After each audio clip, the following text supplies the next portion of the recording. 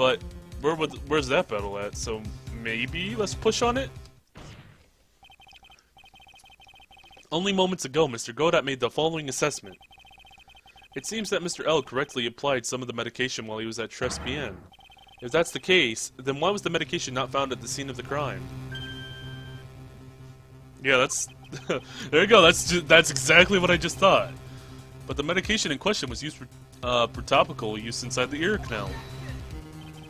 That doesn't change the fact that it could not have been found at the crime scene. However insignificant it may seem, it's a lawyer's duty to pursue the truth. You know as well as I do that the medication is irrelevant. It hardly seems likely that the prescription drug would contain potassium cyanide. It hardly seems likely that the coffee the waitress served would contain it either. But it did. The possibility is undeniable. That's enough. Mr. Godot, is the detective the only witness the prosecution wishes to call? Mr. Godot? I've got my own witness I'd like to call, sir. It's the old man who was there at the restaurant on the day of the murder. Victor Kudo, the pigeon hater? Very well. The matter of the disappearing medication seems a little more trivial at best. A little more than trivial at best. However, it wasn't explored at all in the previous trial, and that is something that bothers me. Yay, good job, Nick. The court will adjourn for a 10-minute recess, after which we will hear the prosecution's next witness. Ha. I suppose this means I'll just have to finish you off in my last 6 cups. Court is adjourned for recess. Well, that went decently, I guess. Oh, I was expecting this to be like a part 2 to the trial. Like they usually give you a little save and say, hey, part 2. January 7th, 11:03 a.m., District Court, Defendant's Lobby number 1. Whew, that was close. Tell me about it. I nearly died in there. That's my line, sir. No, it's my line. I think I really did die a little bit. Looks like we all nearly died in there. I can't believe Detective Gumshoe. How could he betray us like that? Huh?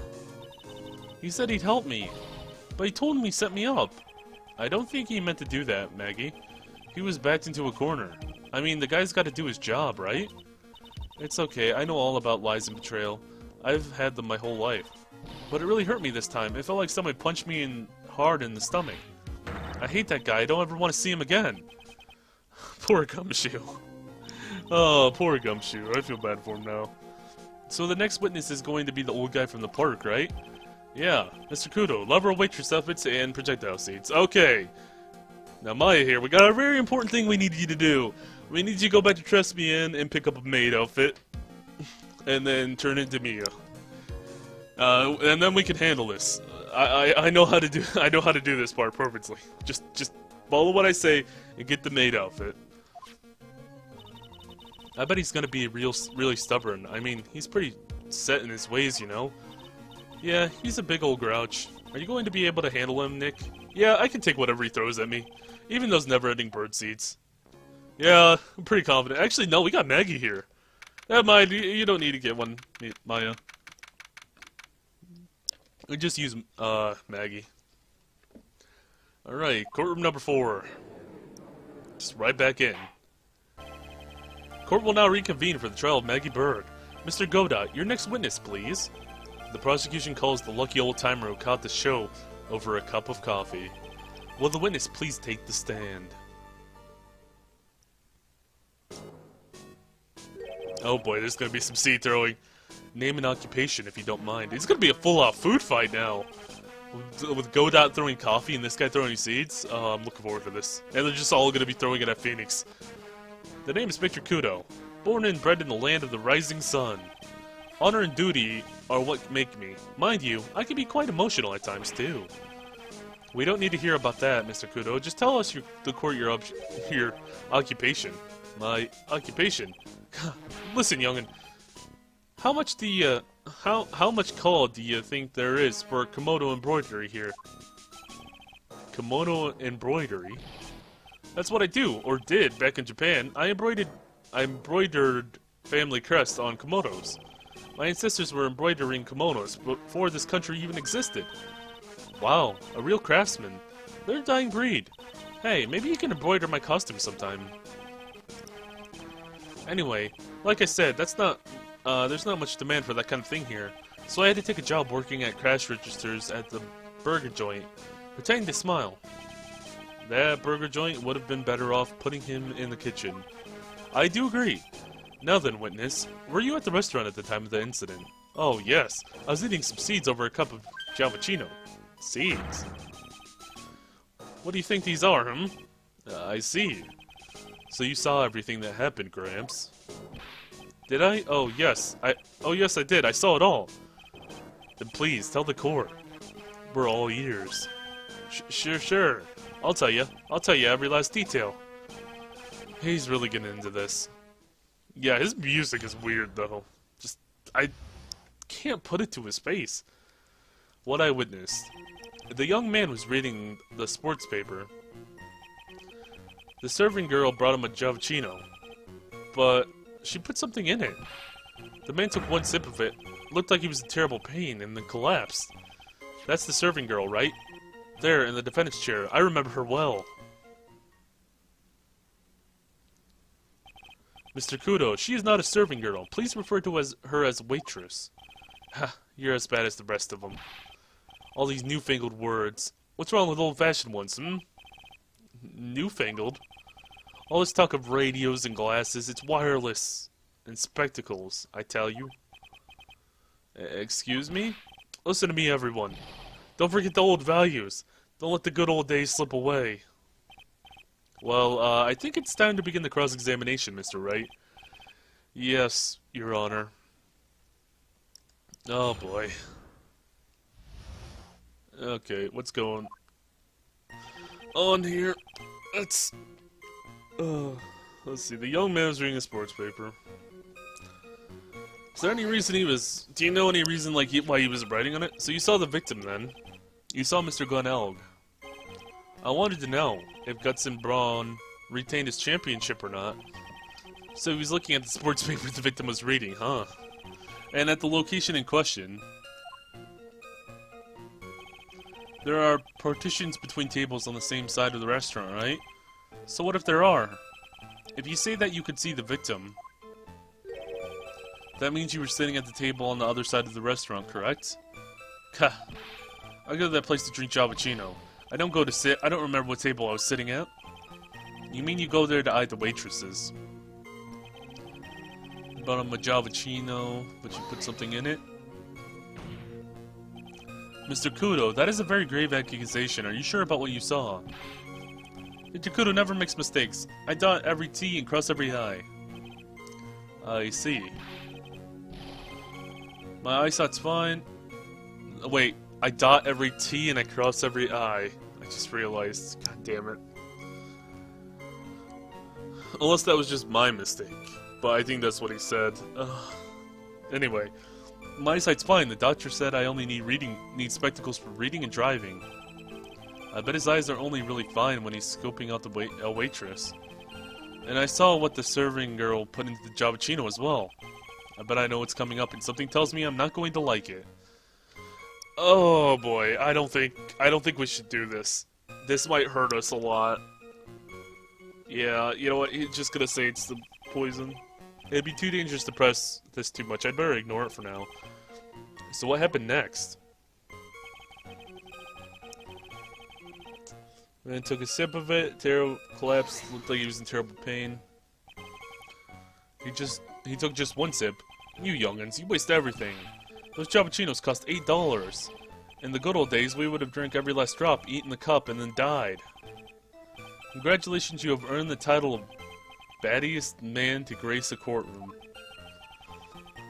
So it was an immediate death. Well, with potassium cyanide, I suppose that is possible. Oh, yes, he slumped over without so much as a twitch. I felt the Javachino in my... I just drank turned sour in my stomach. Oh, yes, I know the feeling. And the waitress says? Or the waitress? I presume she is. Right there in the defendant's chair. I remember her well.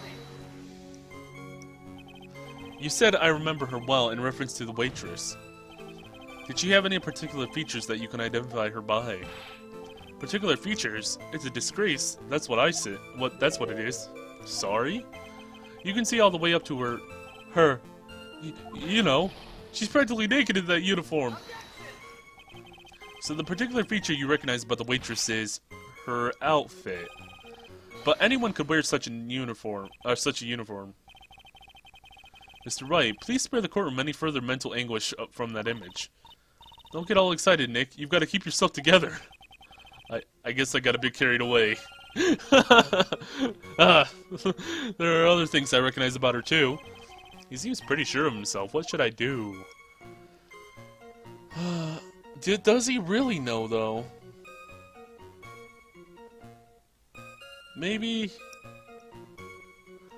It's either this or the other one I pressed order on. You know, what do you know? What do you know? Come on, tell me. Tell me what you know. Sure, you saw the waitress take the coffee over to the victim. But what matters is whether the waitress was Maggie Bird or not. Quite right. Mr. Kudo, these other features you recognize about the defendant. I would ask that you add them to your testimony. Sure. There was a ribbon in her hair and the apron straps were loose.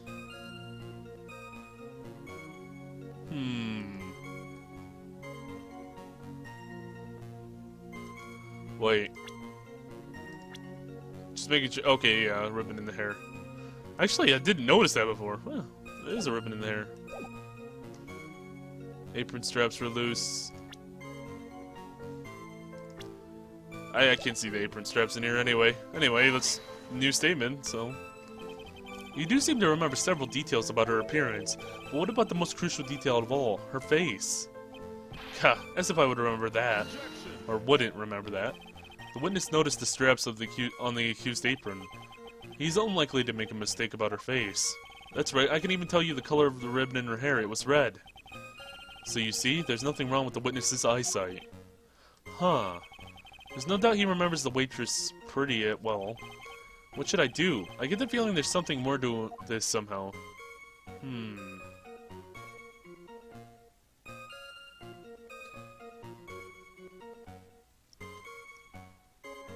Wait, ask about the waitress's back. Oh, okay. So is that saying, since he was... Wait a minute, let me go. Court record,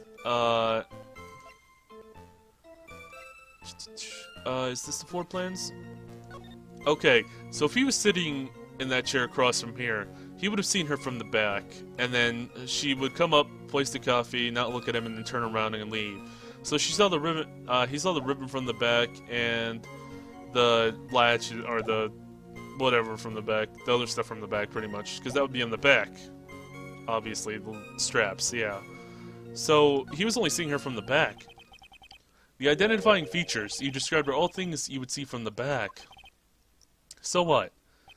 Is it possible that you never saw the waitress from the front at all? Objection.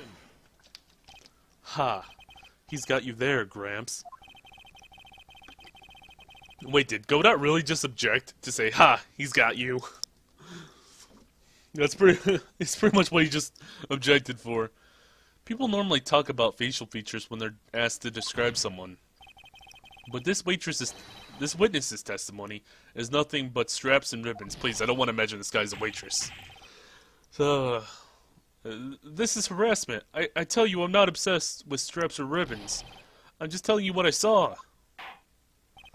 Mr. Kudo, the court requests that you add details about any identifying features. Features you observed from the front, that is, to your testimony. Sure. This old man's testimony is getting longer and longer. And if I can't find a hole in it soon, it'll get even longer, I bet. There wasn't anything that caught my interest about her when I saw her from the front. But now that I think about it, with this, let's see, she would, yeah, she has a very messy apron in general, and has stains all over it. And those were from possibly earlier in the day, before the coffee was from, of course, when she spilled coffee on herself, but when she was bringing the coffee to the guy. But the ketchup stain would have been from earlier, and he would have noticed the stains on the apron and how dirty it was. And he would have mentioned that, so he didn't see the stains. So, Mr. Kudo, I would like you to please look at this. God, that filthy thing would suit filth like you just perfectly. Apparently, it reminds me of what my grandson looks like after he's done eating. Have you ever seen this before? Of course I haven't. Do you think I'd forget something as dirty as that, hmm? Well, you have witted clot? Dot dot dot. What? What is it? Ever since I said you have witted clot, there's been an eerie silence in here. Mr. Kudo, this apron is the apron worn by the defendant on the day of the poisoning. Huh? And as you just said yourself, you wouldn't forget something like this. Which means, if you had really seen this apron before... Yes, you know what I'm getting at. You couldn't have possibly seen the waitress from the front. Oops. It's okay, you're an ass man, I get it. I get it. It's okay. Witness? You can't just say oops. You can't just oops your way out of this. Ha. Well, well. Looks like we finally have a genuine trial on our hands. Goda likes it when you fight back. He wants to watch you struggle and squirm. Listen, Trite. Here are the facts. On the day of the incident, there was only one waitress in the restaurant. That being the defendant, Miss Maggie Bird. Exactly. And when that one waitress put the poison in the coffee cup, this old guy was watching. I hope you understand the gravity of the situation, Mr. Gudo. The fate of the defendant may rest on what you remember seeing. Just tell the court exactly what you saw, Gramps. You can rely on me, Captain. My noggin's in perfect working order. I can't remember a single occasion when I forgot what burger a customer wanted. He can't remember? Probably more like he messed up so many times he's blocking it out. Very well. Let's test just how good your memory and attention to detail is, Mr. Kudo. Tell us what you remember about the victim.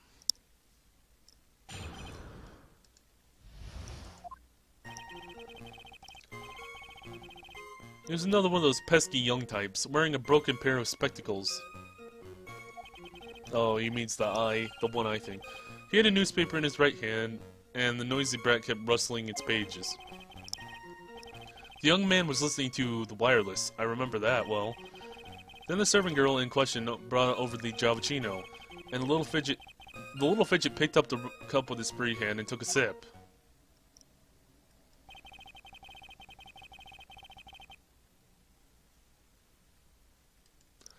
The testimony we have just heard was... Okay, let me reread that. That was terrible. The testimony we have just heard was to test how credible the witness's memory is. It seems to me that he remembers the victim in a great deal of detail. Oh yes, I hate those you-know-what types who are so vague about everything. How are we going to handle this, Nick? We only need to do one thing. Prove his memory is wrong, pretty much. Yeah. We just need to prove that the old man's memory is shot. Just trip him up, you mean? Isn't that kind of cruel? I suppose, but it's what I do best. It was a pretty short one, wasn't it? Let's look through this. Okay, before I go too crazy and press on everything. Newspaper in his right hand, and... Yep, noising, pages.